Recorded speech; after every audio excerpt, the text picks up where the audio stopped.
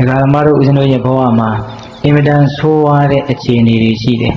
Imidan Suare a Chini Shini the low. Imidan Kaune a Chini Shide. Sure a Chini Uleve Nale Biro, Mameo Yijide. Kaune a Chini Ule Nale Biro, Mameo Yijide. Sure a Chini will Baja Mamea Bulu Pioa the Lesuya. Sure a Chini will Mamema. Eri Suare a Chini Gani, Young Twanaima. Sure a Chini will Nale Taye. Manane Jimurari.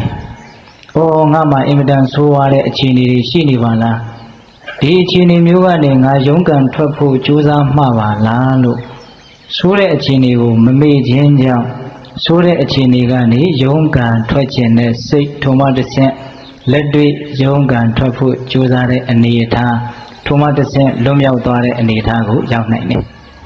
Tajam Suare Chini Vole, Mamiago. Kaune a Chini Vole, Mamiago. Pabulole Suro, Kaune a Chini go, Mamima. Kaune a Chini go, Lemon Lopo, Sonsho Madago. Kaune a Chini, Joni Roma. Eri Kaune a Chini go, Gong, Don't Chalai Po. The Egyptian Kaune a Chini Vole, Mamigo Lode. Sururaga. Goma, Imidan Sure a Chini Shiragole, Tiame, Imidan Kaune a Chini Shiragole, Tiame. Dibiro Eri a Chini Nealongo, Mamea. Eri Sure a Chini Barile Soro. Sure a Chini Garo, Amiaji Veshire. Eri Amiaji Deva, Tigani, Netche Jome. Mamede, Mameda de Imidan Suare a Chini, the Garamara Uzino, Putu Zara. Wiji Belope Chana Chana, Chini Belope Kong Kong, Pina Jama Lumui Belope, Semjivari Pio. Pudu de Mane, Eri Suare a Chini, Neya, Luraima Chide. Elavale Sura, number de Imidan Suare a Chiniga. Beijing de Ago, Jimasai 9 Vere a Chini. Beijing de Azuraga, Pija about Pijayamano. Teja about to Yame, Tejin Diago, the Garamara Uzinuri. The Chini Mune Pile on, Jimasai Nina Pijare. Amiazo go Solorano. Baby the Ginger de Diashene, who Uzinudi and Tim Jova Hula. Amiazo Garo, a Semabina in Levo. Samuegaro Teja about Pialime, Dodo, Saga Mapai Nevo. Taibuegaro Teja about Senoyalime. Dodo Lenaga Maso Nevo. The Indiagaro, Deja about 2 Yalime, Dodo, a Sempi on Jensai, Naimbo, a chi in the Eja, Mapizo Nevo. No, the Gamaru Zeno, Yeji Lena Buddha Gama Lueume, the Indiasura, many name of Lueu. We want a Tatawa, no they Usura, Vesivamale. The Nini, the Chinima, they go Dejayama. Samuel Piame Jona the Sajab Biro Sabain Tabo Lure. Taibo Weme, Sydney County, Lenego Pizons on Dozen Tabo Lure. Who did in the Ariulo Taiboe? Canada, Bechima Diame, Soda go down, Tigwen Machida, Polo Canada. Hoyala. It don't be that do Uzenodrima. Eri Chini Zuni Shinide. Tikanago Yiga. The main machine, the Mamashi Biora Maho. Beja about Suare Digo, Utenida. Lurai, Kana, the Era Amandeave. The Vivine, Jamaji, Pokon Labo Shila, Bosola Boshila. Bosola Boshide. Solomaga Sola, Makana, no Tirave. Bede Sura, Tila on Madame Chilu Tiara. That Dani is obey the Male. Hoyala. The Veda does no? A swimming water and Pionida, let to it a Mandiago Pionida. Let to it a Mandiago Pionida. Ludain, Boa, the evidence so are a Chini Udenide. Any load to it, Junare Kama, Pile Buale, Dibos and Dina swing, Beja along Divan Shide. Pabulo Lesoro, whom Yaswa Pia Letega, Bonadia Yaswa Pia shouted. Dogama, the Mamma Jode Tatawaye, she may Matema wood at Viroma, other issues and she was 80. Vidam Yaswa Piala. Dogama, the Mamma Jode Tatawa. တေမာကြောက်တဲ့တတ္တဝါရှိတယ်လို့တေမာမကြောက်တဲ့တတ္တဝါရှိပါလေတဲ့အဲ့ဒီမှာတေမာကြောက်တဲ့တတ္တဝါရဲ့တေမာမကြောက်တဲ့တတ္တဝါရဲ့ဆိုပြီးတော့၄မျိုးစီဟောတယ်အတူချုပ်ကလေးတွေပဲပြောမယ်နော်ကာမဂုဏ်အာယုန်ရဲ့အပေါ်မှာဆွဲလန်းမှုမကင်းသေးသောတတ္တဝါတွေတေမာကြောက်တယ်မိမိခန္ဓာရဲ့အပေါ်မှာဆွဲလန်းမှုမကင်းသေးသောပုဂ္ဂိုလ်တွေတေမာကြောက်တယ်နော်ပြီးတော့ကုသိုလ်ကောင်းမှုတွေအပြုနေပြီးတော့အကုသိုလ်ကောင်းမှုအကုသိုလ်မကောင်းမှုတွေအများကြီးပြုတဲ့ပုဂ္ဂိုလ်ဟာတေမာကြောက်တယ်သူတော်ကောင်းတရားနဲ့ပတ်သက်ပြီးတော့ယုံမှန်တန်ရရည်အကြီးနေတဲ့ပုဂ္ဂိုလ်ဒီတေမာကြောက်တယ်တဲ့အပြန်ကတော့တေမာမကြောက်တဲ့ပုဂ္ဂိုလ်ပေါ့ကာမဂုဏ်ရဲ့ပေါ်မှာဆွဲလန်းမှုကင်းနေမိမိခန္ဓာရဲ့ပေါ်မှာဆွဲလန်းမှုကင်းနေနော်ပြီးတော့ကုသိုလ်အပြုများပြီးတော့အကုသိုလ်နေတယ်သူတော်ကောင်းတရားရဲ့ပေါ်မှာယုံမှန်တန်ရကင်းတယ်ဆိုတဲ့ပုဂ္ဂိုလ်တွေကတေမာမကြောက်ဒီတော့ငါတို့ဘယ်အစားထဲမှာပါတယ်လဲဆိုတာလေးကိုတစ်ချက်စီပြီးကြားဖို့ပေါ့တရားဓမ္မတို့ဦးဇင်းတို့ဟောတဲ့လူရောနားတဲ့လူတွေရောကာမဂုဏ်အာယုန်တွေရဲ့ပုံမှာဆွဲလန်းမှုကင်းပြီလားမကင်းသေးဘူးအထူးသဖြင့်မိမိခန္ဓာကိုယ်ရဲ့ပုံမှာဆွဲလန်းမှုကင်းပြီလားမကင်းသေးဘူးဒီမှာကြောက်အောင်မှာဟုတ်ရဲ့လားအဲ့ဒီအချိန်မှာကိုပြုခဲ့တဲ့ကုသိုလ်ကောင်းမှုလေးတွေကိုဆုပ်ကိုင်ပြီးတော့ကာမတကာပဲလေဆိုပြီးတော့သွားရမှာဟုတ်ရဲ့လားသေချာပေါ့ငါသေမှာမကြောက်ဘူးကောင်းတဲ့နေရာကိုငါသေချာပေါ့ရောက်မှာလို့ဘာအာမခံချက်မှမရှိဘူးပုထုဇဉ်ဘဝရဲ့လာယာဂတိဆိုတာကအုံးမေမောကအုံဒီများထမ်းမေမောကထမ်းဒီများကြွကြလာတော့ပြုံးဆိုအောက်ရောက်လာပြီးတော့လိမ့်နဲ့လိမ့်သွားတယ်ဘယ်နာလေးရက်မယ်ဆိုတာမသိနိုင်ဘူးအဲ့ဒါပုထုဇဉ်တို့ရဲ့ဝိနိပါတိကနော်ဗျံပရာကြတဲ့ဘေးဘာမှစိတ်မချရအရိယသူတော်ကောင်းတို့ရဲ့ဘဝသားငှက်များလို့ကြိုက်တဲ့ဂိုင်းကိုနားလိုက်မယ်ဆိုတဲ့စွမ်းအားရှိတာဟုတ်ရဲ့လားဒီတော့ဆိုလိုတာကဒကာဓမ္မတို့ဦးဇင်းတို့ဟာတေမာကြောက်တဲ့အစားထဲမှာရှိနေသေးတယ်ဦးဇင်းတို့မြတ်စွာဘုရားလက်ထက်ကရဟန်းတော်တို့ဆိုနိုင်ငံရခြားသွားပြီးတော့တရင်သုံးမယ်လို့မြတ်စွာဘုရားကိုလျှောက်တော့ဒီသင်္ချင်သားတို့သွားမယ်ဆိုလို့ရှိရင်နောင်တော်ကြီးသာရိပုတ္တရာကိုရှ िख ိုးဥချပြီးမှသွားကြလို့မြတ်စွာဘုရားကအမိန့်ရှိတယ်အဲ့ဒီမှာရှင်သာရိပုတ္တရာတွေရောက်တော့ရှင်သာရိပုတ္တရာကအားရှင်တို့တဲ့နိုင်ငံရခြားကိုသွားတရင်သုံးမှာတော့ဟုတ်ပြီနိုင်ငံရခြားမှာလေပညာရှိဆိုတဲ့ပုဂ္ဂိုလ်တွေရှိတယ်တဲ့အဲ့ဒီပညာရှိဆိုတဲ့ပုဂ္ဂိုလ်တွေကငါရှင်တို့ကိုမေးလိမ့်မယ်သင်တို့ဟာဘယ်သူရဲ့တပည့်တွေလဲသင်တို့ရဲ့ဆရာကဘယ်သူလဲအဲ့လိုမေးပြီးရင်သင်တို့ရဲ့ဆရာဟာဘာအယူအဆရှိသလဲလို့ဒီကြပေါက်မေးလိမ့်မယ်တဲ့အဲ့လိုမေးရင်မတို့ရဲ့ဆရာဂေါတမမြတ်စွာဘုရားဗုဒ္ဓမြတ်စွာဘုရားဒီဘာအယူအဆရှိသလဲလို့မေးရင်သင်တို့ဘယ်လိုဖြေမလဲတဲ့အရှင်ဘုရားပဲဟောပါဒါတွေကိုနာကြားဖို့အရှင်ဘုရားဒီလာတာပါအဲ့ဒီမှာရှင်သာရိပုတ္တရာကဆွဲလန်းမှုကင်းအောင်ဟောကြားတဲ့ဝါဒရှိတယ်လို့ဖြေရမယ်တဲ့မြတ်စွာဘုရားရဲ့ဝါဒအတူတူဟာအဲ့ဒါပဲဆွဲလန်းမမောမှုကင်းအောင်ဟောကြားတဲ့ဝါဒရှိတယ်ခုဘက်ကပညာရှိဆိုတော့ဆက်မေးမယ်တဲ့ဘာတွေရဲ့ပုံမှာဆွဲလန်းမှုကင်းရမှာလဲလို့ဆက်မေးလိုက်မယ်တဲ့အဲ့ဒါလိုမေးလို့ရှိရင်ယူမဲ့ခန္ဓာဝေဒနာခန္ဓာသင်္ညက်ခန္ဓာသင်္ခါရခန္ဓာဝိညာဉ်နဲ့ခန္ဓာလို့ဆိုရတဲ့ဒီခန္ဓာကြီးရဲ့အပေါ်မှာဆွဲလန်းမှုကင်းအောင်ကျင့်ရမယ်လို့ဟောတယ်လို့ဖြေရမယ်တဲ့စကားတွေကိုထပ်ထပ်မပြောတော့ဘူးနော်အဲ့ဒီမှာဆက်မေးလိုက်မယ်တဲ့ဘာအကျိုးကိုမြင်လို့ဆွဲလန်းမှုကင်းအောင်ဟောရတယ်လဲတနည်းအားဖြင့်ဆွဲလန်းမှုကင်းရင်ဘာအကျိုးရှိမှာလဲအဲ့ဒီမှာရှင်သာရိပုတ္တရာဖြေပုံလေးနော်ဆွဲလန်းမှုကင်းတော့တဲ့ကိုကဘာမှမဆွဲလန်းတော့အဲ့ဒီအရာကြီးပျက်စီးသွားလည်းပဲဘာမှစိတ်ဆင်းရဲတယ်မရှိဘူးတဲ့အဲ့ဒါလက်တွေ့ရမယ့်အကျိုးပဲအကယ်၍ကိုကဆွဲလန်းနေမယ်ဆိုလို့ရှိရင်ကိုဆွဲလန်းတဲ့အရာဟာတစ်မျိုးတစ်မျိုးပျက်စီးတော့မယ်ပျက်စီးမဲ့အရေးနိမိတ်တွေပြလာတယ်ဆိုရင်ဒီလူဟာတေချာပေါက်ပူဆွေးရလိမ့်မယ်ငိုကြွေးရလိမ့်မယ်စိတ်ကူးနဲ့ကင်ဆာလေးပါလေးဖြစ်ကြည့်ပါလားနော်တခါကြီးဒီမိုင်းမြကင်ဆာဖြစ်မှသေမှာမဟုတ်ပါဘူးကင်ဆာမဖြစ်လည်းသေမှာပဲတနေ့နေ့ဒီပြဿနာကရှင်းကိုရှင်းရမှာလင်းသည်ဖြစ်စေမလင်းသည်ဖြစ်စေရှင်းတော့ရှင်းရလိမ့်မယ်ဟုတ်လားအဲ့ဒီတော့ဆွဲလန်းမှုမကင်းသေးရင်ပျက်စီးတဲ့အချိန်မှာသေချာပေါက်ပူရလိမ့်မယ်ဆိုတာဘယ်လို့မှမငြင်းနိုင်ဘူးဆွဲလန်းမှုကင်းတဲ့ပုဂ္ဂိုလ်ဒီသားနဲ့သေခါနီးမှာဘာပူလောင်မှုမှမရှိ ဟုတ်ရဲ့လားဒါကစိတ်ချရတဲ့နည်းကိုပြောတာနော်ကုသိုလ်ကောင်းမှုကိုအာယုံပြုပြီးတော့ကောင်းကောင်းမွန်မွန်သိကြတဲ့ပုထုဇဉ်တွေလည်းအများကြီးရှိပါတယ်သို့တော့သိကြတာကတော့ဒီဒေသနာအရဆွဲလန်းမှုကင်းမှပျက်စီးမှုနဲ့ကြုံတဲ့အခါတုံလုံးမှုမရှိမှာဆွဲလန်းမှုရှိနေရင်ပျက်စီးမှုနဲ့ကြုံလို့ရှိရင်အဲ့ဒါသေချာပေါက်ပူဆွေးရလိမ့်မယ်အဲ့ဒီတော့ဒကာမတို့ဦးဇင်းတို့တွေကဘလို့ဖြစ်နေလို့ဆိုတော့သေချာပေါက်ပျက်စီးမဲ့အရာကြီးကိုဆွဲလန်းနေကြတာသေချာပေါက်ပူလောင်ရအောင်ပူဆွေးရအောင်ငိုကြွေးရအောင်ကြိုတင်ပြီးတော့စီမံကိန်းချပြီးတော့လုပ်နေတာ ਨੇ အတူတူပဲသဘောပါရလားဟင်ဒကာကြီးမကြီးများနော်ဒါကြောင့်မို့လို့မိမိတို့မှာအဲ့ဒီအခြေအနေမှန်ရှိနေတယ်နော်သေခြင်းတရားကိုရင်မဆိုင်နိုင်သေးတဲ့အခြေအနေရှိနေတယ်သေချာပေါက်တွေ့ရမဲ့သေခြင်းတရားကိုရင်မဆိုင်နိုင်သေးတဲ့အခြေအနေရှိနေတယ်အဲ့တော့ရင်ဆိုင်နိုင်အောင်ဘယ်လိုလုပ်ရမှာတုံးဆိုတော့အတူတူကလေးတွေပဲပြောမယ်ဗျ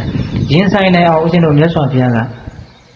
အဲ့ဒီသေခြင်းတရားကိုပဲဆင်ញင်ရမယ်တဲ့ဒါဆင်ញင်တဲ့နည်းနော်သေခြင်းတရားကိုအထက်ထက်ဆင်ញင်လို့ရှိရင်သေခြင်းတရားနဲ့ယဉ်ပြီးကျွမ်းဝင်လာပြီးတော့သေခြင်းတရားငါဘယ်လိုမှရှောင်လို့မရဘူးကြောက်နေလည်းပဲသေမှာပဲကြောက်နေသေမှာပဲဆိုရင်တော့မကြောက်ဘဲနေရတာကပိုကောင်းတယ်သို့တူသေခြင်းတရားကိုစဉ်းစားပါများလာရင်သေခြင်းတရားကြောင့်သိလာမယ်ပေါ့ဟုတ်လားဒါကြောင့်ဦးဇင်းတို့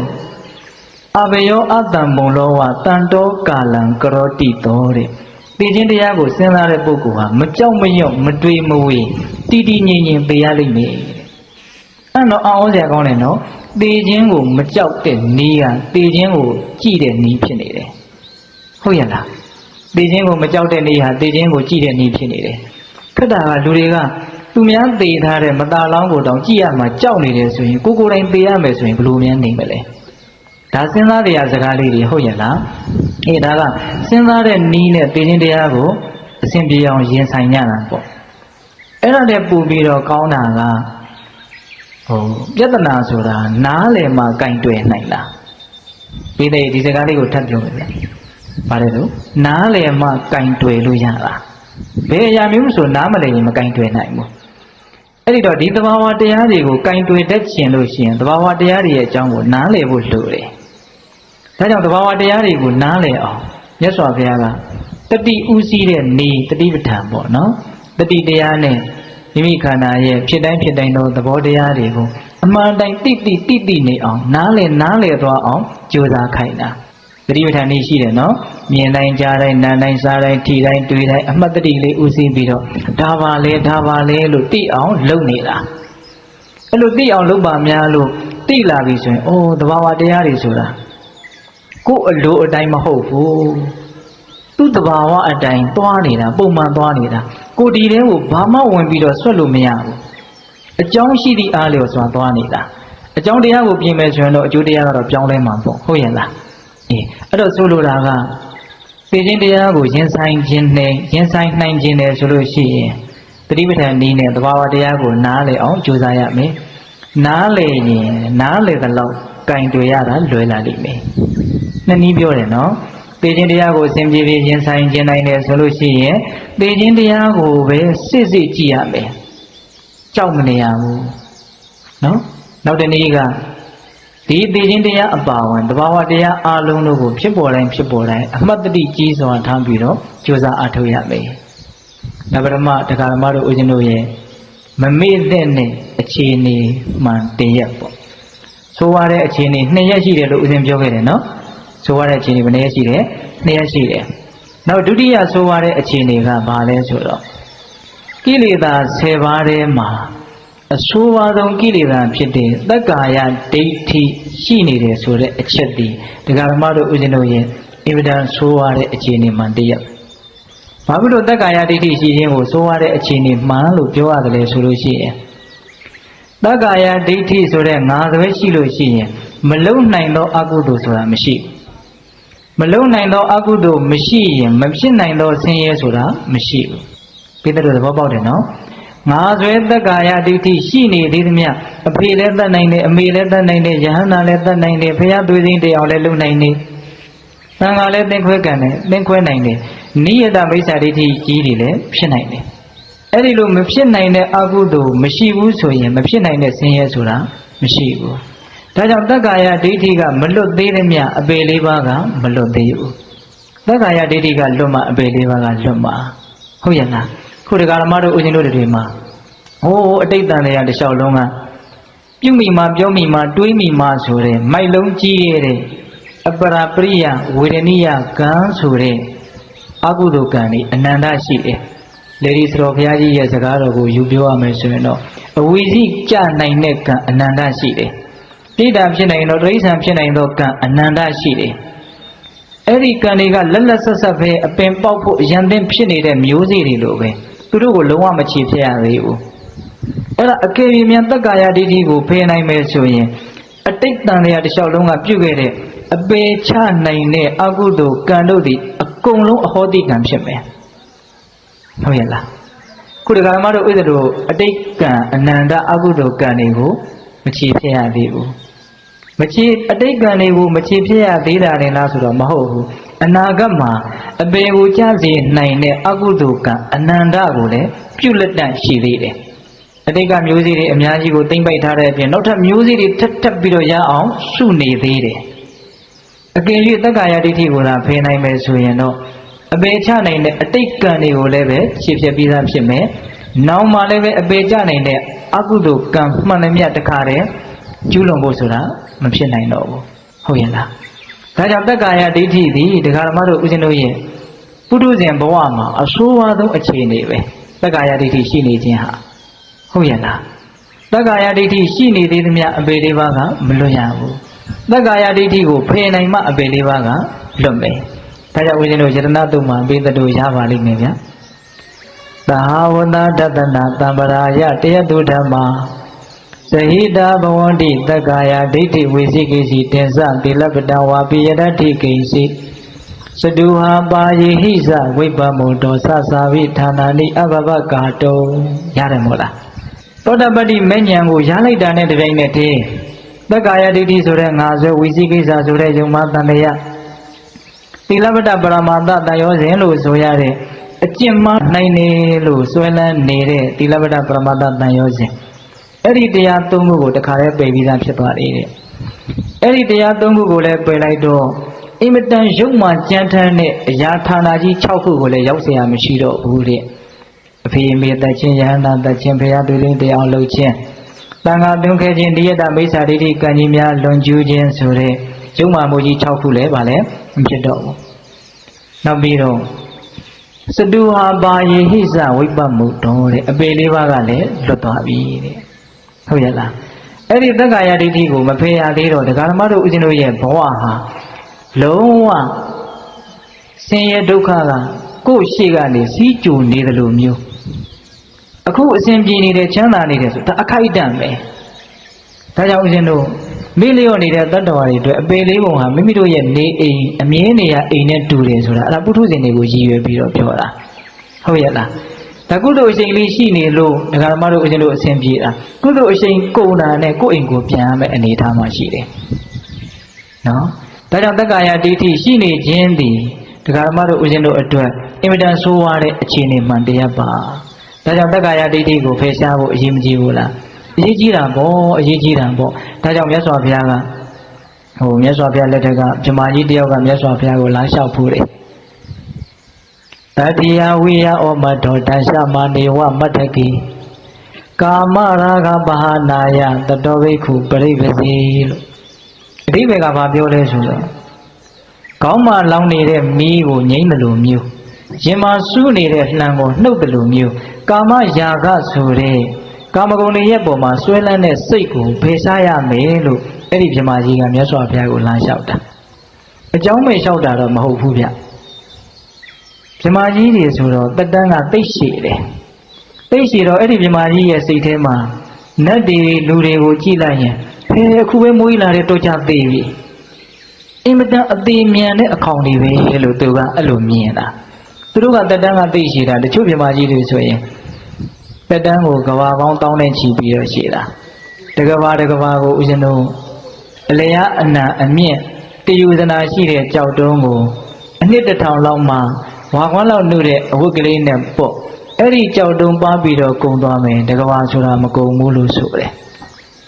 အဲ့ဒီလောက်ရှည်လျားတဲ့ကြာလှတဲ့ကဘာပေါင်းကိုတောင်းနဲ့ချီပြီးတော့ရှည်တာတချို့ကဘာတွေကတချို့ပြမတွေကအဲ့ဒီပြမကြီးရဲ့စိတ်ထဲမှာဒီလူတွေနဲ့တတ္တဝါတွေကိုအခုပဲမွေးလာတဲ့တော့ကြာသေးကြပြီဘာကြောင့်ဒီတတ္တဝါတွေအသေးမြန်တယ်လဲငါတို့လိုပြမမဖြစ်လို့ဘာကြောင့်ငါတို့လိုပြမမဖြစ်တာလဲငါတို့လိုကာမရာဂကိုမပယ်နိုင်လို့ပြမကြီးတွေမှာကာမရာဂမရှိဘူးတဲ့ဒါကြောင့်ဒီတတ္တဝါတွေအင်မတန်မြန်တဲ့တည်ခြင်းတရားကနေခဏကလေးပဲဖြစ်ပေါ့သူစိတ်ထဲမှာဟုတ်လားအသေးမမြန်သေးဖို့အသက်ရှည်ပြီးတော့ချမ်းသာဖို့ကာမရာဂကိုပယ်တဲ့နေလို့သူကအဲ့ဒါလိုလမ်းပြီးတော့လျှောက်တာသူ့အမြင်လေးလည်းမဆိုးပါဘူးဒါပေမဲ့မြတ်စွာဘုရားကအဲ့ဒီအမြင်ကိုလက်မခံဘူးပြင်ပေးတယ်တတိယဝိယဩမထောတန်ရှမာနေဝမတ္ထကိသက္ကာယဒိဋ္ဌိပါဟနာယတတောဘိက္ခုပရိပစီကောင်းမှလောင်နေတဲ့မိကိုငြိမ့်သလိုမျိုးရင်မဆူနေတဲ့လမ်းကိုနှုတ်သလိုမျိုးတတိတရားဥစီပြီးတော့သက္ကာယဒိဋ္ဌိကိုသာလေအရေးကြီးဖယ်ရှားတဲ့နေတဲ့နော်နီးလေးပါတောင်ပြောသွားတာနော်ဂါထာလေးကတူပြီမလို့အင်မတန်ကောင်းတယ်ကောင်းမှလောင်နေတဲ့မိရင်မဆူနေတဲ့လမ်းကိုနှုတ်သလိုမျိုးတက္ကာယဒိဋ္ဌိကိုဖယ်ရမယ်တဲ့ဘယ်နည်းနဲ့လဲဆိုတော့အဖြစ်မှန်ကိုတိ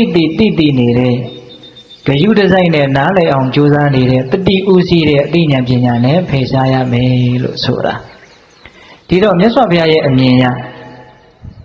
တတ္တဝါတွေအတွက်အရေးအကြီးဆုံးကတော့တက္ကာယဒိဋ္ဌိကိုဖယ်ရှားနိုင်ဖို့လို့ဒီလိုပြောတာဟုတ်ရဲ့လားဒါကြောင့်တရားဓမ္မတို့ဦးဇင်းတို့ရဲ့ဘဝမှာအင်မတန်ဆိုးရတဲ့အခြေအနေတည်းဆိုတာအဲ့ဒီတက္ကာယဒိဋ္ဌိရှိနေတာကိုပြောတာအဲ့ဒီတက္ကာယဒိဋ္ဌိရှိနေသေးသမျှလဲအပေကလွတ်ပြီလို့ပြောလို့ကမရဘူးဆိုကြပါစို့ခွေးတစ်ကောင်လောက်နဲ့တွေ့တယ်တိဋ္ဌာန်တစ်ကောင်ကောင်နဲ့တွေ့တယ်ဆိုရင်ဒီတိဋ္ဌာန်နဲ့ငါနဲ့ဘာမှမဆိုင်ဘူးလို့တရားဓမ္မတို့ဦးဇင်းတို့မှာတွေးခွင့်မရှိဘူးအကယ်၍မြန်ဟောဒီတိဋ္ဌာန်နဲ့ငါနဲ့မဆိုင်ဘူးသိကွာခြားတယ်လို့ထင်တယ်ဆိုရင်ဦးဇင်းကတော့ပြောလိုက်ခြင်းနဲ့အဲ့ဒါဘဝင်မြင့်ခြင်းတစ်မျိုးပဲလို့တောင်းပြောလိုက်ခြင်းတယ်ဟုတ်ရဲ့လားတကယ်တမ်းကတိဋ္ဌာန်နဲ့လူနဲ့အဆင့်ကွာတာတော့မှန်တယ်ကို့မှာအသိဉာဏ်သိကြီးတယ်အဲ့ဒီတိဋ္ဌာန်နဲ့စာရင်သို့တော့တူးနေတဲ့အပိုင်းတွေအများကြီးရှိတယ်မတူတာလေးကြီးကွက်မြင်လို့မရဘူးနော်တိဋ္ဌာန်နဲ့ကိုယ်နဲ့တူနေတဲ့အပိုင်းတွေအများကြီးရှိတယ်သူမှမျက်စိနာနာလျာကိုယ်စိတ်အနေ6ပါးဓာတုလည်းတတ္တဝါတစ်ခုကိုယ်လည်းတတ္တဝါတစ်ခုနော်တရားအဆင့်အတန်းချင်းနဲ့နှိုင်းလိုက်မယ်ဆိုလို့ရှိရင်ပိုင်းခြားလိုက်မယ်ဆိုလို့ရှိရင်သူလည်းပုထုဇဉ်ကိုယ်လည်းပုထုဇဉ်သူလည်းအချိန်မွေးဖြစ်ခြင်းလို့ဖြစ်နိုင်တယ်ကိုယ်လည်းအချိန်မွေးဖြစ်ခြင်းလို့ဖြစ်နိုင်တယ်သို့တော့သူကတော့အန္တပုထုဇဉ်ပေါ့ကန်းနေတဲ့ပုထုဇဉ်ဆိုတာကိလေသာအများကြီးရှိတဲ့လူကိလေသာအများကြီးရှိတယ်လို့အဓိပ္ပာယ်ရတာကိုကတော့ကလျာဏပုထုဇဉ်ကောင်းတဲ့ပုထုဇဉ်ပေါ့သို့တော့အရိယာမျက်လုံးနဲ့ကြည့်မယ်ဆိုရင်တော့ကိုဟာပုထုဇဉ်ကပုထုဇဉ်ပဲဟုတ်ရဲ့လားသို့တော့ကလျာဏပုထုဇဉ်ဖြစ်နေတော့အရိယာအဖြစ်ကိုတက်နိုင်တဲ့အခြေအနေအကြီးအကျယ်ကတော့ကိုကသားနေတာတော့မှန်တယ်သို့တော့တူနေတာရှိသလိုမတူတာရှိတယ်မတူတာရှိသလိုတူနေတာတွေရှိတယ်ဒါကြောင့်တိဋ္ဌာန်တွေကိုမြင်တဲ့အခါတိုင်းမှာငါအချိန်မရွေးသူတို့လိုဖြစ်သွားနိုင်တယ်သူတို့နဲ့ငါနဲ့ဘာမှပြောပါလောက်အောင်အများကြီးမကွာခြားသေးဘူးဆိုတဲ့ဥစ္စာကိုစဉ်းစားဖို့မလိုဘူးလားလိုတယ်သူတို့နဲ့ကိုယ်နဲ့ကွာခြားလာပြီလို့သိတွေးလို့မရဘူးဆိုကြပါစို့မြတ်စွာဘုရားလက်ထက်ကအဖြစ်ပြက်လေးတွေးစရာလေးတစ်ခုပြောခြင်းတယ်ဘုရားရှင်ကိုရမြတ်ကြီးပထမဝါကပ်ပြီးခါစရာဇဂမြို့မှာသတင်းသုံးတယ်အဲ့ဒီမှာရှင်မောက္ကလန်ရဲ့ရှင်လက္ခဏာကိုရမြတ်ကြီးကလည်းပဲအဲ့ဒီရာဇဂမြို့ရဲ့မြောက်ဘက်မှာရှိတဲ့ဂေဂျကုတ်တောင်ပေါ်မှာသတင်းသုံးတယ်အဲ့ဒါတနေ့တော့ဆုံးခံကြွလာကြတဲ့အရှင်မြတ်ကြီးနှစ်ပါးတောင်ခဝန်းကအဲ့ဒီခေတ်ကအကြောင်းတွေပါပြီးမြတ်စွာဘုရားကခွင့်ပြုပြီးတော့တောင်ကောင်းတွေလှိုင်ကောင်းတွေအဲ့လိုနေကြတာပေါ့ယဟန်တွေကအဲ့ဒါသူတို့သတင်း300ခုတည်းကထွက်လာပြီးတော့အဲ့ဒီမြင့်မားတဲ့တောင်ကြီးကနေပြီးတော့တဆင်းအောက်ကိုဆင်းလာကြတာဆုံးခံဖို့ရာဇဂမြို့ထဲဆင်းလာတာအဲ့လိုဆင်းလာရင်လည်းတောင်ခဝန်းတနေရာရောက်တော့သူတို့ရှိမှလက်ဟာမြင်ကြီးပဲရှိတာနော်တောင်ပေါ်ကနေအောက်ဆင်းလာတာဆိုတော့အဲ့ဒီလေတူတဲကိုကြည့်ပြီးတော့ရှင်မောက္ကလန်ကိုရမြတ်ကြီးကပြုံးနေတဲ့အဲ့ဒါကိုအရှင်လက္ခဏာကသိတော့ဘာကြောင့်ပြုံးနေလဲလို့မေးတယ်မေးတော့ရှင်မောက္ကလန်ကငါရှင်တဲ့ဒီမေးခွန်းကိုမြတ်စွာဘုရားရှေ့ရောက်မှမေးပါအဲ့ဒါနဲ့ဦးဇင်းတို့ညနေချမ်းရောက်တော့မြတ်စွာဘုရားရှေ့ပိဋကတ်၄ပါးစုံအရှင်မြတ်ကြီး2ပါးလဲကြွလာတော့မေးတာပဲအရှင်လက္ခဏာကငါရှင်မနေ့တုန်းကဘုရားရှေ့ရောက်မှမေးပါဆိုတဲ့မေးခွန်းအခုမေးမယ် ဘာဘူးလို့အဲ့ဒီတောင်ပေါ်ကဆင်းလာတော့ကလန်ခုလက်တနေရာမှာသင်ပြုံးတယ်လေအဲ့ဒီတော့မှရှင်မမောကလန်ကြီးကမထေရမြတ်ကြီးကပြောတယ်ငါတဲ့တင်နဲ့အတူတူဆင်းလာတော့အဲ့ဒီလေထုကောင်းငင်ရံတွေကနေအင်မတန်သနာစရာကောင်းတဲ့ငိုကြီးတန်ကိုငါကြားရတယ်တဲ့ခြောက်ချားစရာလည်းကောင်းတယ်တဲ့အဲ့ဒါနဲ့ငါမော့ကြည့်လိုက်တော့မြင်ရတယ်တဲ့ရှင်မမောကလန်မြင်ရတယ်အရှင်လက္ခဏာယဟန္တာပါပဲမမြင်ရဘူးတကူရဲ့နေပယ်ကလည်းရှိသေးတာကိုအဲ့ဒီမှာဗာမြင်ရလဲဆိုတော့အယိုးစုပြိတ္တာတကောင်ကောင်းငင်မှာပြန်နေတယ်အယိုးတွေကြီးပဲစုထားတယ်ဒါပေမဲ့အတွင်းမှာတော့ကလေးစားအစုံရှိတယ်လို့ဆိုတယ်အဲ့ဒါကံမစားရုပ်ကံကြောင့်ဖြစ်တဲ့ဦးဇင်းတို့လင်းသားလို့စွန့်လို့အကောင်တွေကလေဘေးကနေပြီးတော့အဲ့ဒီအယိုးစုပြိတ္တာရဲ့အတွင်းကလေးစားတွေကိုလိုက်ထိုးကြစိတ်ကြတယ်အဲ့ဒီတော့အဲ့ဒီပြိတ္တာကနာကျင်လွန်းလို့တဲ့တခါတည်းသူငိုညည်းတယ်လွတ်လည်းမလွတ်နိုင်ဘူးဘဝဆိုတာကိုဖြစ်နေလို့ဖြစ်တာမဟုတ်ဘူးဆိုတာကအင်မတန်ထင်ရှားတယ်အဲ့ဒီအချက်တွေကိုကြည့်မယ်ဆိုရင်ဆိုကြပါစို့ခွေးတကောင်မှသူဖြစ်ချင်တာဖြစ်နိုင်မလားလူတယောက်ကတတ်မယ်ဆိုရင်သူတရားလိမ့်မယ်သူ့မှာဘာဥပဒေနဲ့မှကာကွယ်ထားတာမရှိဘူးတိရစ္ဆာန်တွေရဲ့ဘဝနေရတာပဲနော်အခုဒီမှာလည်းပဲကံကြောင့်ဖြစ်လာတဲ့အခြေအနေဒါသူ့ဘလို့မှဒါမကြော်လွှားနိုင်ဘူးဒါအချိန်ကုန်မှဒါသူလွတ်ငြိမ်းချမ်းသာကိုရတဲ့အချိန်ကျမှသူလွတ်မှာပဲအဲ့ဒါကိုမြင်လို့ငါစိတ်ထဲမှာဒီလောက်ဆင်းရဲတဲ့တတ္တဝါရဲ့လို့လေလောကကြီးမှာရှိနေသေးတဲ့ကူအဲ့ဒါလို့စဉ်းစားရကနေငါတစ်ဆက်တည်းစဉ်းစားမိတယ်တဲ့ငါမှအဲ့ဒါလောက်ဆိုးရတဲ့အခြေအနေတွေဘာမှမရှိတော့ဘူးငါဘဝအရာတော်လေးစွာအဲ့ဒါကြောင့်ငါပြုံးတာသူဒုက္ခရောက်တာကိုကျင့်တဲ့လို့ပြုံးတာမဟုတ်ဘူးငါအဲ့ဒီဒုက္ခမရှိတော့ဘူးဆိုတာကိုတွေးပြီးတော့ကျင့်တဲ့လို့ပြုံးတာအဲ့ဒီအပြုံးတတိထားကြရပဲအဲ့ဒီလိုမြတ်စွာဘုရားရှိမှရှောက်တော့မြတ်စွာဘုရားကငါတပည့်တွေဟာအသိဉာဏ်ပညာမျက်လုံးနဲ့ပြည့်စုံစွာနေကြပါပြီစွာတကယ်ဆိုတော့ငါဘောဓိသဗ္ဗညုတဉာဏ်ကိုရဘုရားဖြစ်တဲ့နေ့မှာပဲငါအဲ့ဒီပြိတ္တာကိုမြင်တယ်တဲ့ဒါပေမဲ့ငါမြင်တယ်လို့မြင်တဲ့လူမရှိသေးလို့သက်သေမခိုင်ပါသေးလို့ငါဘယ်သူမှမပြောဘူးတဲ့မယုံတဲ့လူတွေအကုသိုလ်ဖြစ်မှဆိုလို့မြတ်စွာဘုရားမပြောတာအဲ့တော့ပိဋကပေါင်းသူတော်ဟောင်းတို့ကိုဦးဇင်းတို့ပြောချင်တာကမြတ်စွာဘုရားကအဲ့ဒီမှာဒီအကျိုးစုပြိတ္တာဒီရာဇဂိုမြို့မှာပဲနွားသက်သမားတယောက်ဖြစ်ခဲ့တယ်လို့ဒါကိုလည်းအကျေတုံးဟောပါတယ်ဒါပေမဲ့ဦးဇင်းတို့ဒီနေရာမှာပြောလို့ရင်းကရှင်မမောကလန်ကိုရမြတ်ကြီးပြုံးတယ်လို့မျိုးတရားဓမ္မတို့ဦးဇင်းတို့တွေသည်အပေလေးပုံသားတွေကိုတွေ့ရကြုံရတဲ့အခါမျိုးမှာမပြုံးနိုင်သေးဘူးဒါကိုပြောချင်တာဟုတ်ရဲ့လားလုံးဝဆက်ဆက်မှုရှိနေတယ်အဲ့ဒီလောက်ချိုးသိုးတဲ့အခြေအနေဟာဘာကြောင့်လဲဆိုလို့ရှိရင်အဲ့ဒီတက္ကာယဒိဋ္ဌိကိုမဖယ်ရသေးလို့ပဲဒါကြောင့်မြတ်စွာဘုရားကခေါင်းလောင်နေတဲ့မိရင်မာဆူးနေတဲ့လံကိုနှုတ်တယ်လို့မျိုးတက္ကာယဒိဋ္ဌိကိုအရေးကြီးဖယ်ရှားရမယ်လို့စောစောကဒေသနာတော်ကိုဟောတာဟုတ်ရဲ့လားအဲ့ဒါတရားဓမ္မတို့ဦးဇင်းတို့မမေ့ရမယ် evidence ထိုးတဲ့ဒုတိယအခြေအနေတည်းရဆိုရတဲ့အခြေအနေကိုဘယ်နှချက်ပြောမှလို့ပြောခဲ့လဲနှစ်ချက်ပြောတာနော်တေချာပေါင်းတေချာရလိမ့်မယ်အဲ့ဒီတေချာရမယ့်အခါမှာလည်းပဲပြည်လေစွာရင်ဆိုင်နေတဲ့စွမ်းအားတတိမရှိကြသေးဘူးဒါထက်ပိုပြီးတော့မှောင်ပြောရင်တော့မရှိတဲ့လူကများတယ်ဟုတ်လားတချို့လည်းရှိကောင်းရှိပါလိမ့်မယ်နော်အလုံးကိုတော့မဆုံးလို့ပါဘူးအဲ့ဒါကပထမဆိုးရတဲ့အခြေအနေတည်းရပြည်လေအောင်ရင်ဆိုင်ရမယ်နော်ပြည်လေဖို့အတွက်သိခြင်းတရားကိုကြည့်ရမယ်နောက်ပြီးတော့တတိပဋ္ဌာန်နီးနဲ့သဘာဝတရားကိုနားလည်အောင်ကြိုးစားရမယ်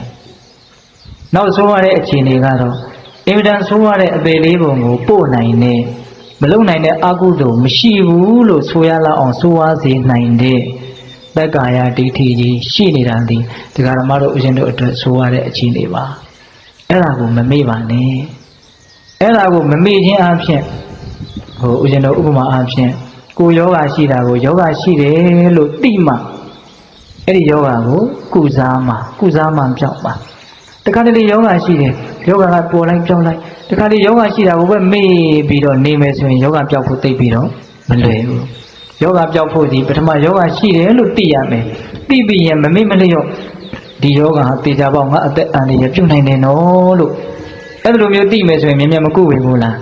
ကုမယ်ဟုတ်ရဲ့လားဒါကြောင့်မပေါ့တဲ့ယောဂပေါ့ဟုတ်ရဲ့လားတက္ကာယဒိဋ္ဌိဆိုတဲ့ယောဂဟာအဆိုးအဆုံးယောဂပဲဘယ်တော့မှမပေါ့တဲ့ယောဂ အဲ့လိုပေါ်ဆလို့မရတဲ့လေးလျူရှုလို့မရတဲ့ယောဂဆိုကြီးမိမိတို့မှာရှိနေတယ်ဆိုတာဘယ်မေ့ထားလို့သင်မှာမလဲဟုတ်ရဲ့လားအဲ့ဒီဆိုးတဲ့အခြေအနေတွေကိုမေ့နေတော့လူတွေကကိုယ့်ကိုအဟုတ်ကြီးထင်နေကြတာပေါ့ဒီနေ့အဲ့ဒီဆိုးတဲ့အခြေအနေတွေကဇာတိပြလာပြီဘွားကနေပေါ်လာပြီဆိုမှအကုန်ကျွန်းတော့မောက်ကုန်ဖြစ်တာပဲဒီတိုင်းပဲမြင်နေရတယ်ဦးဇင်းတော်ကတော့ဟုတ်လားဟုတ်တယ်လို့ဟုတ်တယ်လို့နဲ့ပြီးတော့ဘာမှမဟုတ်ဘူးနော်လောကကြီးဒီတိုင်းပဲဟုတ်ရဲ့လားအဲ့တော့ပထမတရားပထမပိုင်းပေါ့နော်တခါကြီးဒီမိုင်းများအခြေအနေမှန်ကိုမမေ့ပါနဲ့လို့တရားကောင်းစဉ်တတ်ထားတာနော်အဲ့ဒါဆိုးရတဲ့အခြေအနေရှိပါတယ်ကောင်းမြတ်တဲ့အခြေအနေလည်းရှိပါတယ်ဆိုးရတဲ့အခြေအနေများစွာတွေကသိခြင်းတရားကိုရင်မဆိုင်နိုင်သေးတဲ့အခြေအနေရယ်သက္ကာယဒိဋ္ဌိရှိနေသေးတဲ့အခြေအနေရယ်ဟုတ်လားဦးဇင်းတော်ကအဘိဓါသုတ်တံကိုအခြေခံမယ်လို့ပြောခဲ့တယ်နော်အဘိဓါသုတ်တံကပြောလိုက်ပြီသိခြင်းတရားကိုအမြဲတမ်းတတိယမယ်ဆိုတာအဲ့ဒါအဘိဓါသုတ်တံတွေကစကားပဲအဘိဓါသုတ်တံမှာတော့ဦးဇင်းတို့ပူခြင်းနာခြင်းသိခြင်းချစ်တော်ခင်သောပုဂ္ဂိုလ်တို့နဲ့ကွဲကွာခြင်းမိမိပြုထားတဲ့ကံဒီတာနဲ့မိမိပိုင်နေကိုပြုထားတဲ့အမှုအတိုင်းခံစားရလိမ့်မယ်စစားရလိမ့်မယ်ဆိုတဲ့အိုနာပေကွဲကံနှစ်တွဲဆိုတဲ့ဒီ၅ချက်ကိုလူဖြစ်စီယဟန်ဖြစ်စီယောက်ျားဖြစ်စီမိန်းမဖြစ်စီအမြဲမပြတ်စဉ်းစားဆင်ခြင်ရမယ်လို့အဘိဓါသုတ်တံမှာမြတ်စွာဘုရားကဟောထားတာဆိုလိုတာကကိုယ့်ဘဝအခြေအနေမှန်ကိုမမေ့နဲ့လို့ပြောတာမမေ့တဲ့မမေ့လိုက်တာကိုမမေ့မှရတဲ့ရတဲ့ဂုဏ်ကျေးဇူးတွေရမှာဟုတ်ရဲ့လားအဲ့တော့တရားဓမ္မတို့ဦးဇင်းတို့ရဲ့ခန္ဓာကဦးခြင်းတရားဘယ်လို့မှမရှောင်နိုင်ဘူးသိကြဖို့တွေ့ရလိမ့်မယ်အဲ့ဒါလိုပဲနာခြင်းတရားသိခြင်းတရားကွယ်ကွာခြင်းတရားကံကံရဲ့အကျိုးတရားတွေသိကြဖို့ရင်ဆိုင်ရလိမ့်မယ်ဟုတ်ရဲ့လားအဲ့ဒါကဦးဇင်းတို့တရားရဲ့ပထမပိုင်းပေါ့ဆိုရတဲ့အခြေအနေနှစ်ရက်ရှိနေတယ်ဆိုတာကိုသိရမယ်သိပြီးတဲ့နောက်မမေ့ပါနဲ့နောက်တရားရဲ့ဒုတိယပိုင်းဒကာဓမ္မတို့ဦးဇင်းတို့ရဲ့ဘဝမှာအင်မတန်ကောင်းတဲ့အခြေအနေလည်းရှိနေပါတယ်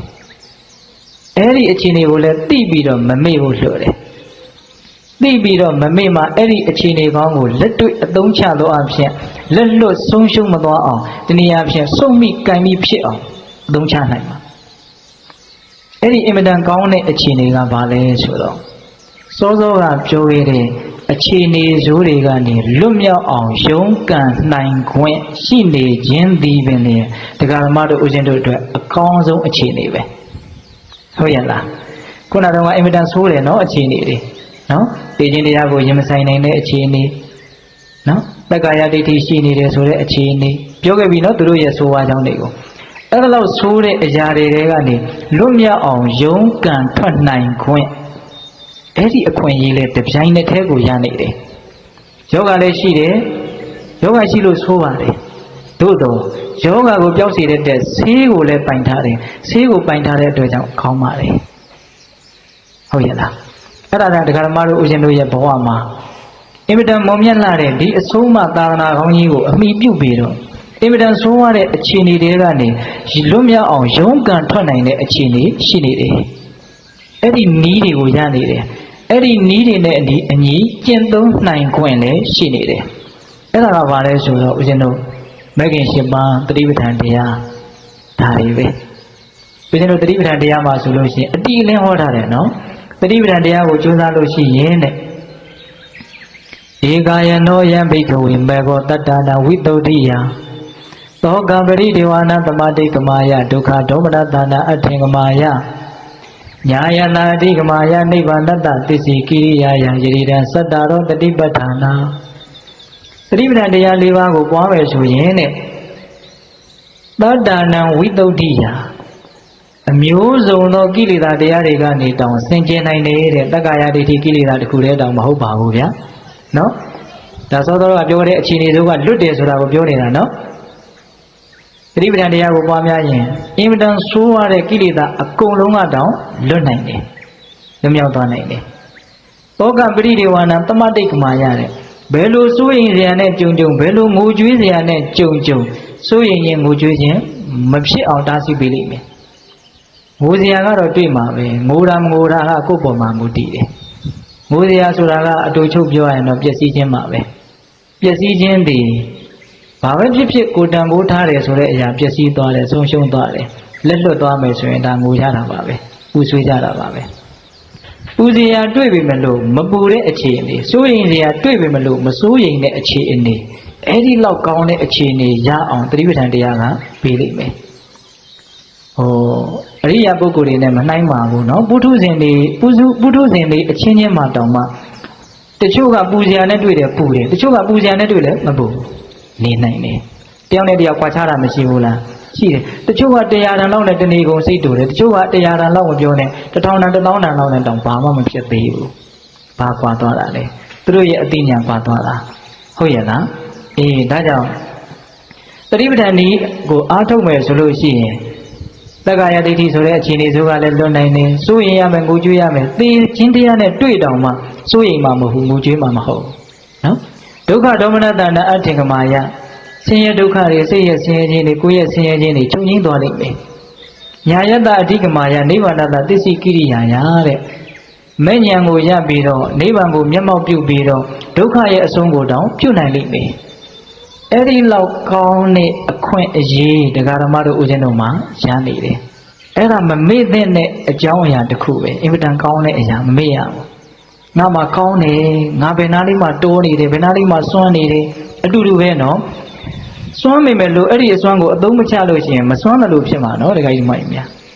ကောင်းမိမယ်လို့အဲ့ဒီအကောင်းကိုအသုံးမချရင်မကောင်းတယ်လို့ပဲဖြစ်မှာနော်ကောင်းနိုင်ခွင့်ရှိပါလေနဲ့မကောင်းလည်းရဘူးပေါ့ခုဆိုကြပါစို့ဘုရင်တော်တိရစ္ဆာန်တွေမှာအဲ့ဒီအခွင့်အရေးမရှိဘူး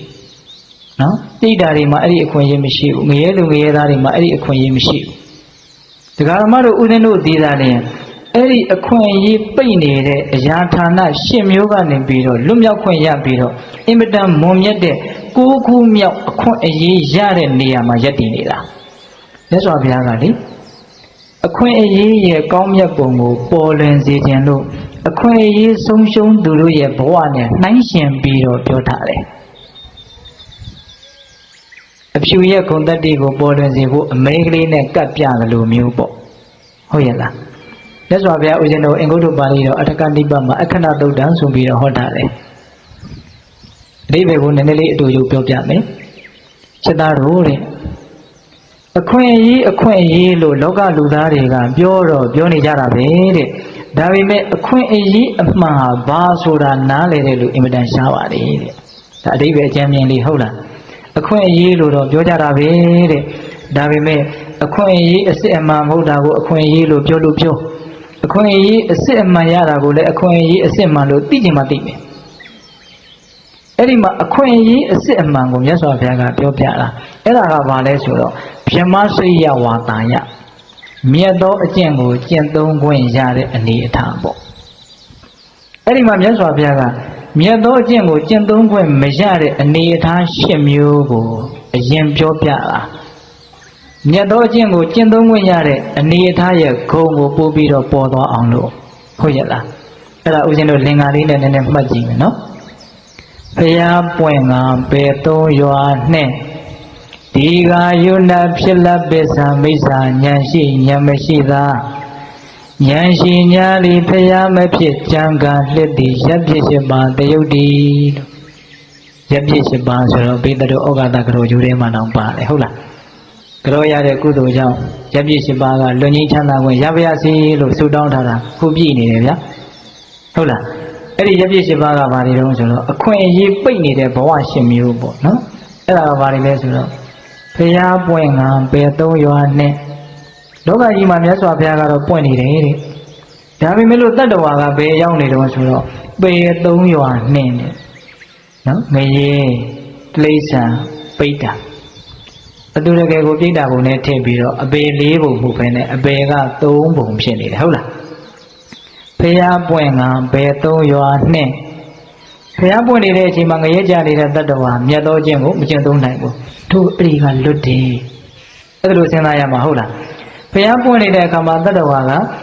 ဗာလေတိရစ္ဆာန်ဖြစ်နေတယ်ပိဋ္ဌာဖြစ်နေတယ်မြတ်သောခြင်းကိုမကျင့်သုံးနိုင်ဘူးတို့အဲ့ဒီအခြေအနေဆိုကလွတ်တယ်ဒီတိုင်းတစ်ထည့်စဉ်းစားရမှာဟုတ်လားဘုရားပွင့်ကပေ3ရွာနဲ့ဒီဃာယုဏဆိုတာကအသက်ရှည်တဲ့ဗြဟ္မာကြီးတွေတဲ့ပြောရရင်တော့အရူပဗြဟ္မာကြီးတွေနဲ့အပင်ညတဗြဟ္မာကြီးတွေကိုဆိုလိုတာ အရုပမြမကြီးတွေကရုပ်မရှိတော့မြတ်စွာဘုရားဟောထားလို့လားသိခွင့်ရတာနားလည်ဖို့တော့အင်မတန်ခဲရင်းတယ်ပေါ့နော်မျက်စိတို့နားတို့မရှိတော့ဘုရားဖို့တရားနာဖို့မဖြစ်နိုင်တော့အကျိုးတရားမရနိုင်ဘူးပေါ့အတင်ညတမြမကြီးတွေဆိုတာကအတင်ညာမရှိဘူးသူတို့ကလည်းရုပ်ကြီးရွှေတုံးရွှေခဲကြီးလို့ဖြစ်နေတယ်လို့ကျမ်းဂန်တွေထဲမှာဆိုတယ်အဲ့ဒါလည်းပဲအဲ့ဒီဘဝမှာမဉ္ဇဉ်ဘုံညာမရနိုင်ဘူးပေါ့ဒါကြောင့်မလို့ဘုရားဖြစ်ကံပေသုံးရွာနဲ့ဒီဃာယုဏဖြစ်လက်ပစ္စံပစ္စံတရစ်ကိုပစ္စံလို့သူကကာယံကြိုက်အောင်လင်္ကာကအဲ့လိုစီတာဘုရားပွင့်နေတဲ့အချိန်မှာတတ္တဝါကအင်မတန်ခေါင်းပါတဲ့ဘေးအန္တရာယ်ထူပြောတဲ့သူတော်ကောင်းတရားမရောက်နိုင်တဲ့ပစ္စံတရစ်အရက်ကိုရောက်နေတာအကျင့်တရားကိုကျင့်သုံးခွင့်သူမှမရှိရှာဘူးနော်ဘုရားပွင့်ကပေသုံးရွာနဲ့ဒီဃာယုဏဖြစ်လက်ပစ္စံမိစ္ဆာဉာဏ်ရှိဟောဘုရားတော်လောကမှာပွင့်နေဒါပေမဲ့သူကမှားယွင်းတဲ့အယူဆရှိတဲ့အတိုင်းဝိုင်းထဲမှာလူသွားဖြစ်နေတယ်ဝေးပြန်တာပဲနော်ဘုရားပွင့်ကပေသုံးရွာနဲ့ဒီဃာယုဏဖြစ်လက်ပစ္စံမိစ္ဆာဉာဏ်ရှိဉာဏ်မရှိသားဘုရားတော်လောကကြီးမှာပွင့်တဲ့တတ္တဝါကဉာဏ်မရှိဘူးတဲ့အမိဝမ်းတွေကစကန့်လာတဲ့ဆွန့်လာတဲ့ဣန္ဒြေချွတ်တက်ပြီးတော့ကောင်းတဲ့စကားဆိုးတဲ့စကားလောက်မှခွဲခြားပြီးတော့နားမလဲတဲ့အထိုင်းအဖြစ်လာတယ်ဝေးပြန်တာပဲဒုက္ခမြလဲနော်လွတ်တယ်နော်တရားတော်မတို့ဦးဇင်းတို့လွတ်နေတယ်နော်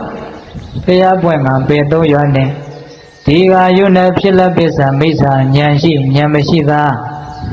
ဉာဏ်ရှိညာလေးဘုရားမဖြစ်ကြံကံလက်တည်ရပ်ဖြစ်ဖြစ်ပါတယုတ်တီပင်ကိုဉာဏ်နဲ့ပြည့်စုံတယ်အကုန်လုံးဣန္ဒြေတွေပြည့်စုံတယ်ဒါပေမဲ့အဲ့ဒီအချိန်မှာဘုရားကမပွင့်ဘူးတဲ့ဘုရားမပွင့်တဲ့အချိန်မှာလူဖြစ်တော်လည်းပဲအဲ့ဒါရပ်ဖြစ်ဖြစ်ပါတဲ့ကိုရောက်ရဖြစ်တယ်သူကြတော့ဘုရားမပွင့်လို့ချွတ်တယ်သွားတာ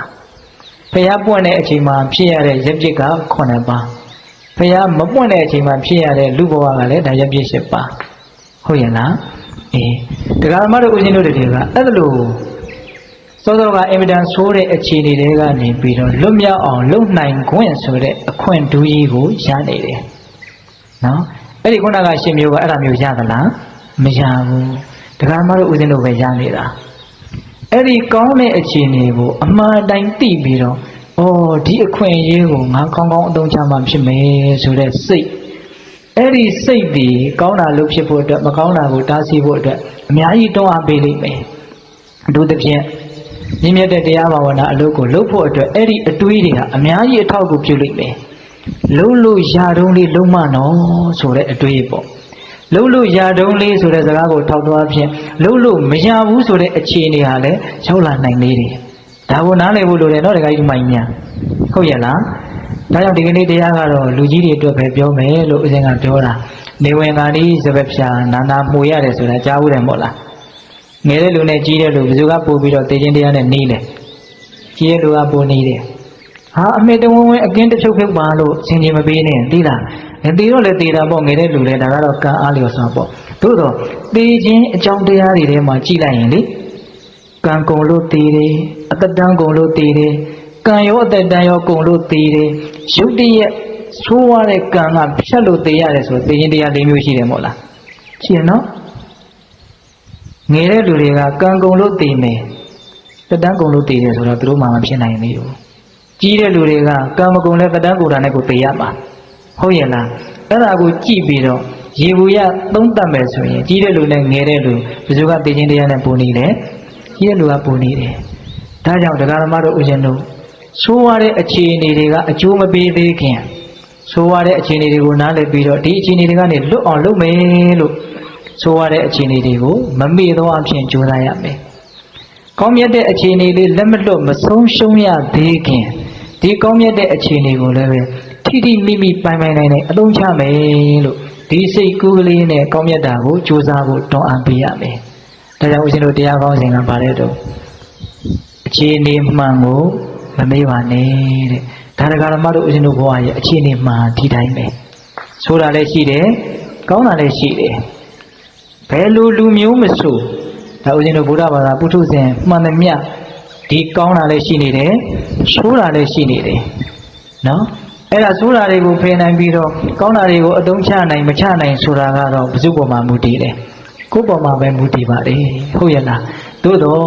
တရားဓမ္မတို့ဦးဇင်းတို့စဉ်းစားမိတာလေးပြောရရင်တော့အဲ့ဒီတရားကိုမမေ့ဘူးဆိုရင်တော့သေချာပေါက်ဆိုရတဲ့အခြေအနေတွေကနေလွတ်မြောက်အောင်ရုန်းကန်ခြင်းစိတ်ပေါက်မယ်ဆိုတာကတော့သိကြတယ်ဟုတ်ရဲ့လားအဲ့ဒီစိတ်ဖြစ်ဖို့အတွက်ပဲဦးဇင်းတို့ဒီတရားကိုဟောတာနော်ဒါကြောင့်တရားအထုံးနည်းတွေဘာတွေဦးဇင်းတို့အများကြီးမပြောဘူးနော်ဟုတ်ရဲ့လားအေးအထုံးခြင်းစိတ်ကိုတွန်းအားပေးတဲ့စကားတွေကိုပဲဦးစားပေးပြီးတော့ပြောရင်လားအဲ့ဒါကတော့ဦးဇင်းရဲ့ဝါသနာလိုပဲပြောရမလားမသိဘူးဟုတ်လားနော်အဲ့လိုဘဝကိုလေးလေးနက်နက်ဒေသနာတော်နဲ့အညီမှန်မှန်ကန်ကန်တွေးတတ်ပြီးတော့ကောင်းတာလေးမဆုံးရှုံးသေးခင်မှာငါကောင်းနေတယ်ဆိုတာလေးကိုနားလည်ပြီးတော့မမေ့ဖို့မလိုဘူးလားလူတွေဒါကြောင့်ဦးဇင်းတို့မြတ်စွာဘုရားကဒေသနာတော်တော်တော်များများမှာဏိဂုံးချုပ်ခေါ်ထားတာလေးရှိတယ်မဟာပမာတတ္တဘိကဝေမပစ္စာဝိပတိတာရိနောဟုတ်တာယအမကာနုတာရဏီအဓိပ္ပာယ်ကဘာလဲဆိုတော့စိတ္တတို့တဲ့မေ့မနေနဲ့တဲ့နော်အခြေအနေတွေကောင်းနေတာတွေရှိတယ်ဆိုးနေတာတွေရှိတယ်ဘာလို့ရင်ဘာဖြစ်မယ်သိတယ်နော်အဲ့ဒါမေ့မနေနဲ့တဲ့ဟုတ်လားမေ့နေရင်ဘာဖြစ်မှာတော့ဆိုတော့ပစ္စာနောက်ကာလရောက်ရင်ဝိပတိတာရိနောတဲ့နောင်တတွေနဲ့ပူရတဲ့တဲ့နော်ဒါသေချာပေါ့နော်တခါယူမိုင်းများမေ့နေရင်နောင်တတွေနဲ့ပူရလိမ့်မယ်ဒါကလမ်းစဉ်ပဲမမေ့ရင်တော့ပီတိတွေနဲ့ပျော်ရလိမ့်မယ်ကြိုက်တဲ့လမ်းစဉ်ကိုကြိုက်တယ်လို့ရှောင်နေကြတာဟုတ်ရလားနော်ဒါကြောင့်မြတ်စွာဘုရားကမမေ့ကြနဲ့မေ့ရင်နောင်တတွေနဲ့ပူရလိမ့်မယ်အဲ့လိုနောင်တတွေနဲ့မပူရအောင်မမေ့ကြနဲ့အဲ့ဒါဒီပင်နဲ့သင်္ချစ်သားတို့အတွက်ဘုရားရှင်အားလုံးတို့ရဲ့အဆုံးအမပါပဲတဲ့ဒါလေးကိုပြောထားရတယ်ဟုတ်လားအဲ့တော့ဦးဇင်းတို့ကမြတ်စွာဘုရားရဲ့စကားကိုယူပြီးတော့ဘုရားကကိုယ့်ကိုဟောနေသလိုလို့ဦးဇင်းတို့ကသဘောထားပြီးတော့ဒါဒီတရားကိုပြောတာပါဟုတ်ရဲ့လားမြတ်စွာဘုရားကဒါဦးဇင်းတို့တရားတော်မတို့တွေကိုဟောနေသလိုနော်မမေ့ကြနဲ့မေ့ရင်တော့သေချာပေါက်နောင်တနဲ့ပူလောင်ရလိမ့်မယ်ဒါဒီပင်လျင်မြတ်စွာဘုရားတို့ရဲ့အဆုံးအမတဲ့ဟုတ်ရဲ့လားဒါကြောင့်ဒီကနေ့မမေ့ရမယ့်တရားဘယ်နှပါးပြောလိုက်တယ်2ပါးသို့မဟုတ်3ပါးပေါ့နော်ဆိုရတဲ့အခြေအနေက2မျိုးကောင်းတဲ့အခြေအနေက1မျိုးကောင်းတဲ့အခြေအနေကတော့အဲ့ဒီဆိုတဲ့အခြေအနေကနေလွတ်မြောက်အောင်ရုန်းကန်နိုင်ခွင့်မြတ်သောအကျင့်ကိုကျင့်သုံးခွင့်ရှိနေခြင်းဒီပဲလေအဲ့ဒါအင်မတန်ကောင်းတဲ့အခြေအနေပါဟုတ်ရဲ့လားဦးဇင်းတို့တရားဟောတာနဲ့တဏှာကြီးနည်းနည်းကျော်သွားပြီနော်ဒါကြောင့်မလို့ပေသက်ပေါင်းသူတော်ကောင်းတို့ဒီကနေ့ညအခြေအနေမှန်ကိုမမေ့ပါနဲ့ဆိုတဲ့တရားတော်မှာလာရှိတဲ့ဒေသနာတော်တွေနဲ့အညီကိုယ့်ဘဝရဲ့ဆိုးရတဲ့အခြေအနေတွေကိုလည်းအမှတ်ရပြီးတော့အဲ့ဒီအခြေအနေတွေကနေလွတ်မြောက်အောင်ကြိုးစားနိုင်ကြပါစေကိုယ့်ဘဝရဲ့အင်မတန်ကောင်းတဲ့အခြေအနေတွေကိုလည်းပဲအမှတ်ရပြီးတော့အဲ့ဒီကောင်းတဲ့အခြေအနေကိုကောင်းကောင်းအသုံးချနိုင်တဲ့သူတော်ကောင်းတွေဖြစ်ကြပါစေလို့ဦးဇင်းတို့ဆန္ဒပြုပြီးတော့မေတ္တာပို့ပြီးဆုံးသတ်ကြရအောင်နော်ဝါဒုတဗ္ဗမင်္ဂလာရခန္တုတဗ္ဗဒေဝတာတဗ္ဗဗုဒ္ဓ ानु ဘာဝေနတရာဒုက္ခိဘောတုတိဝါဒုတဗ္ဗမင်္ဂလာရခန္တုတဗ္ဗဒေဝတာတဗ္ဗဓမ္မာ ानु ဘာဝေနတရာဒုက္ခိဘောတုတိဝါဒုတဗ္ဗမင်္ဂလာရခန္တုတဗ္ဗဒေဝတာတဗ္ဗသံဃာ ानु ဘာဝေနတရာဒုက္ခိဘောတုတိတေတုံမာကသင်တရားနာပိသပေါင်းသူတော်ကောင်းတို့ဇာတာအာလုံးသောတတ္တဝါအနန္တတို့အားသာဝမင်္ဂလာလောကီလောကုတ္တရာကောင်းဆိုသည်မြတ်မင်္ဂလာဝဝတိဘဝတုကောင်းစွာမသွေဖြစ်တော်မူကြပါစေတည်းသာဝတိဝတ္တမိမိတို့ခန္ဓာကိုယ်မှာစောင့်ကြနေကြကုန်သောနတ်မိမိတို့အိမ်မှာစောင့်ကြနေကြကုန်သောနတ်မိမိတို့သာနာမိမိတို့ကဘာမှာစောင့်ကြနေကြကုန်သောနတ်မြတ်နာကောင်းနာပေါင်းတို့ကလည်းပဲရက္ခန္တုကောင်းစွာမသွေစောင့်ရှောက်တော်မူနိုင်ကြပါစေတည်းသာဝဝရ ानु ဘာဝေနကင်းကားဝါလူသေးစုမကပွင့်တော်မူကြတဲ့သုဒ္ဓတာဝဘုရားရှင်ကိုယ်တော်မြတ်တို့ရဲ့တကုတေဆောင်အာနုဘောတော်တို့ကြောင့်၎င်းသာဝဓမ္မ ानु ဘာဝေနမေလီရန်ဖူရိရန်နိဗ္ဗာန်ပြည့်တည်ဆိုသောစေတသောတရားတော်မြတ်တို့ရဲ့တကုတေဆောင်အာနုဘောတော်တို့ကြောင့်၎င်းသာဝတံ ानु ဘာဝေနမေကတံလေးရောက်ပလတံလေးရောက်ဆိုသောရှေယောတော်ရိယတံဃာရှင်မြတ်တို့နဲ့တကွာ